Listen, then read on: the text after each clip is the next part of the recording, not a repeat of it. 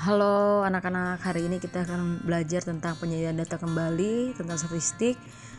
Kita akan hanya fokus pada penyajian data piktogram dan juga penyajian data diagram lingkaran. Oke, untuk piktogram sendiri kita akan menggambar orang-orangnya dengan stickman ya. Jadi bukan dengan angka lagi, tapi menggunakan stickman. Kita gambar per jumlah orangnya. Begitu juga dengan gambar berapa banyak orang stickman-nya. Lalu kita cantumkan berapa jumlah orang-orangnya. Kalau diagram lingkaran, kita fokus kepada derajatnya dulu, dan diagram lingkaran itu ada banyak jenisnya. Nah, kita akan coba bagaimana sih penjelasan untuk diagram lingkaran itu. Contohnya seperti ini.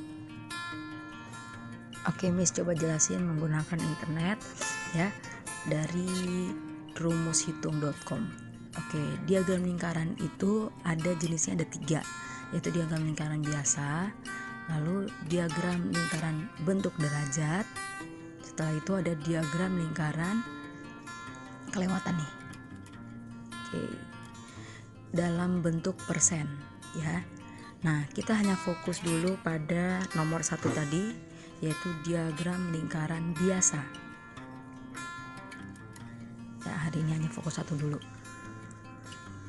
Nah, diagram lingkaran biasa itu caranya adalah pertama kita harus menentukan banyaknya jumlah keseluruhan data. Ya.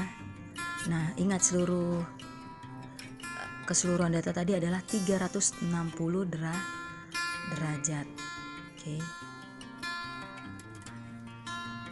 Nah, dengan rumus banyak data per total data keseluruhan dikali 360 derajat.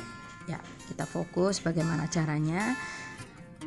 Ya, caranya pertama kita tentukan dulu ada berapa banyak sih jumlah orang-orangnya, jumlah datanya. Kemudian mencari besar sudut yang mewakili masing-masing data, nanti pakai rumus. Setelah itu kita totalkan berapa banyak nih orangnya dan berapa banyak datanya. Contohnya seperti di tabel yang di bawah ini.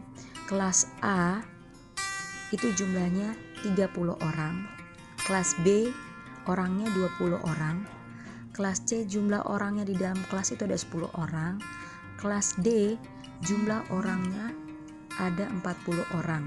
Nah, bagaimana sih cara kita membuat diagram lingkarannya? Kita membuat jumlah satu kelas, misalnya kelas A itu ada 30 orang, kelas B, kelas C, dan kelas D itu kita jumlah semua, hasilnya seluruh kelas adalah 100.